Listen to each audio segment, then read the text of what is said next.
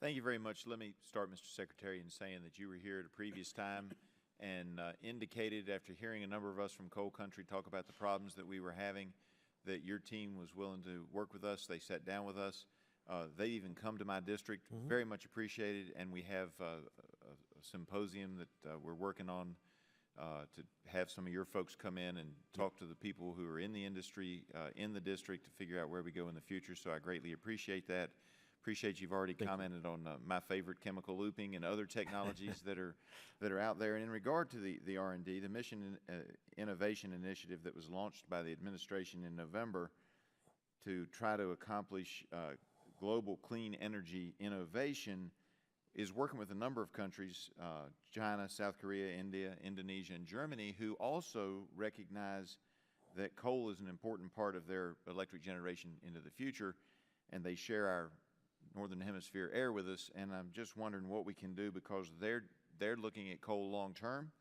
How do you intend to work within the initiative to develop cleaner coal technologies domestically so that then we can support international efforts to do the same? Because I got lots of questions. Okay. First of all, Congressman, I want to thank you for hosting our people to go to your district and following through on that, because I think very helpful. That's the way we'd like to work with the members whenever possible. Thank you. Well, you're one of the few who's followed through when they've said something in committee about helping, or at least looking at the problem. We try. And look, and I recognize that and commend you for it and appreciate it. Thank you.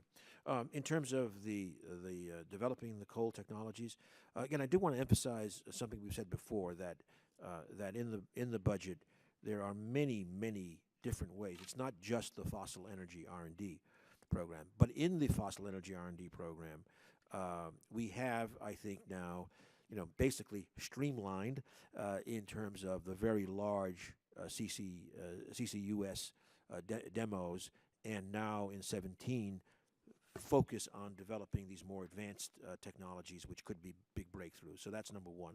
But we have things in science, we have things in ARPA-E, and we have things like incentives, like the $5 billion tax incentive that is being proposed for carbon capture and sequestration. I do appreciate that, and I'll come back to that in a minute. I'm also concerned, Gina McCarthy, at the administrator of the EPA, has said that she's still going to move forward with expending taxpayer resources despite the Supreme Court's recent ruling staying implementation of the Clean Power Plan. Is DOE following the letter and spirit of the stay request and stopping any coordination on the state level when it comes to compliance with the Clean Power Plan? Well, again, of course, again, as we said earlier, the Supreme Court action was a stay; it was not a judgment. We have ongoing work with states. It's longstanding. We give grants to state energy offices. We do technical assistance to state energy offices. We established a program with labor unions to provide them technical assistance in terms of how state implementation plans could maximize job creation. Again, could be of interest to you. So we continue those kinds of activities. Well, and I appreciate that. Can you tell me how many carbon capture and storage commercial scale power projects are up and running today? Up and running. Well, there's the Boundary Dam in Canada. There are a variety of industrial facilities that have CCUS here and globally. There's one operating in the United States, one about to operate, and Petronova in probably less than a year as a coal power plant in Texas with enhanced oil recovery. All right, because talking about Boundary Dam, my understanding is that the project. I should have said Kemper is coming as well, of course. Okay, but my understanding is Boundary Dam is currently is the only operating post-combustion capture system in the world, and the EPA relied on that to make its determination that CCS is adequately demonstrated for commercial production. But I'm reading all these articles that say they're only hitting about 40% of where they thought they would be. I'm just wondering if you can say is that accurate to your understanding?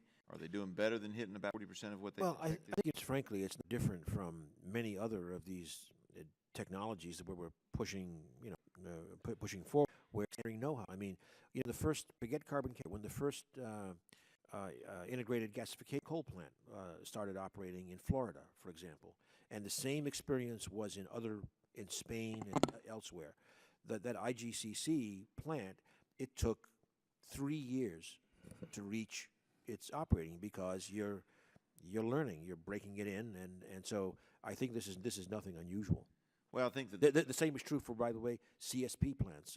and I would just say that while that you would expect 40% seems awfully low, and I think it may take them a little bit longer than 3. I could come and show you the IGCC histories.